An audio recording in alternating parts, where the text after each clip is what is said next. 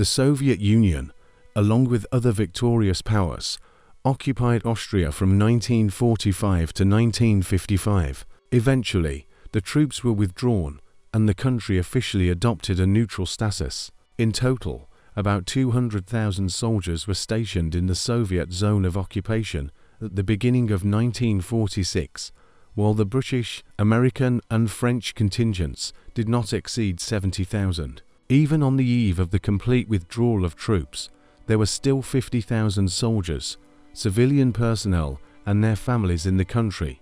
With the Austrian men, the situation was very grave. 380,000 did not return from the war.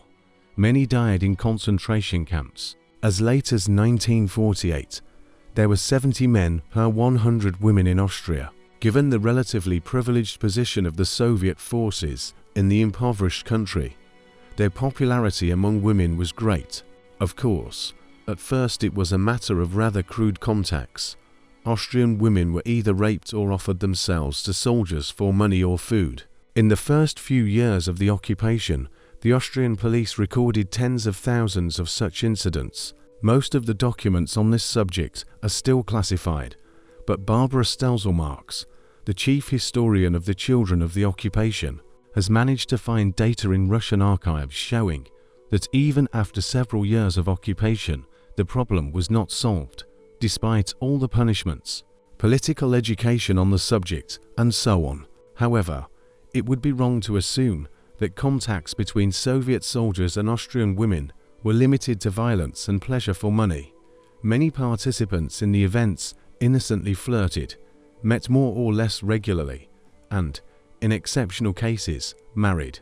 Since Soviet troops were stationed all over eastern Austria, including Vienna, and were not locked up in garrisons, soldiers and officers had many chances to meet local women, in the theatre, at dances, at the market, in the workplace, even at home. Austrian women were caught between two fires. The occupation administrations of the United States and Great Britain considered Austria a defeated country, not a liberated one. As early as May 13, 1945, the Anglo-Saxons issued an order condemning close relationships with the local population.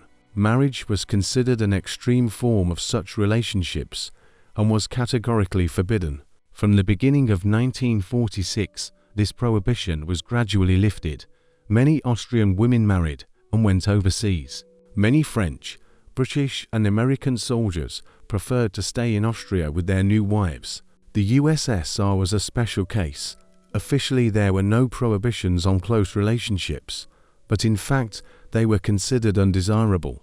Austrian women could turn out to be spies or class alien elements. If some affairs could be turned a blind eye, then marriages of soldiers and officers with foreign women were forbidden according to an official resolution of the Politburo.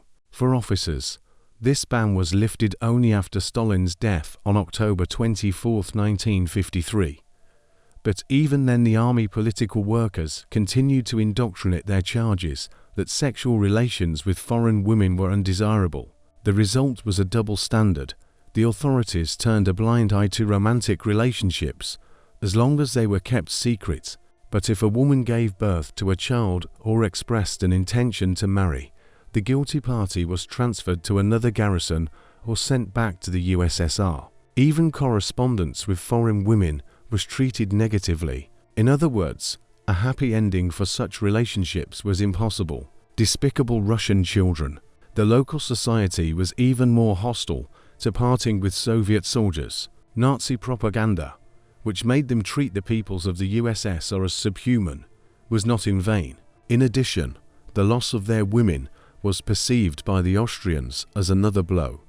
After the defeat and occupation, those who were called Russian bedfellows in full voice usually hid their close relations with Soviet citizens from their entourage.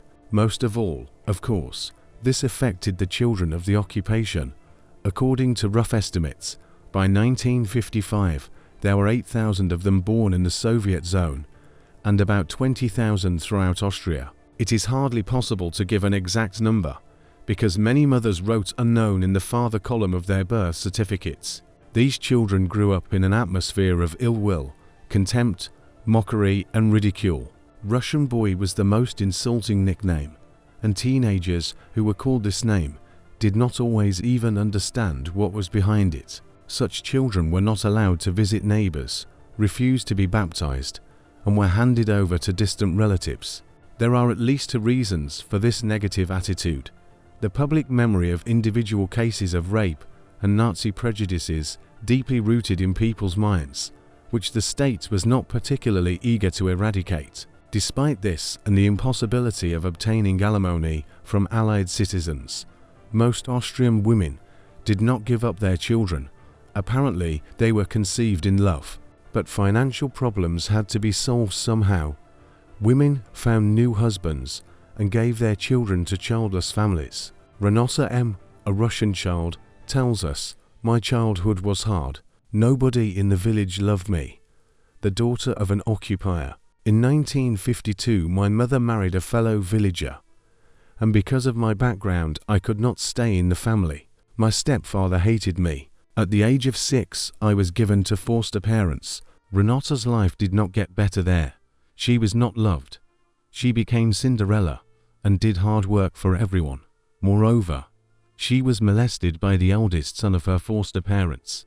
The wall of silence collapsed only after 60 years. After 60 years of silence, the story of the children of the occupation ends, if not with a happy ending, then at least with an honest look at their past, and it was the prejudices of Austrian society that proved to be the main obstacle. It is noteworthy that the children of the Western military break through the same wall of silence as the children of the Soviet military. At the same time, the myth of Russian soldiers as barbarians who allegedly raped 1 million Germans is reproduced at the level of the media, politicians, and public opinion.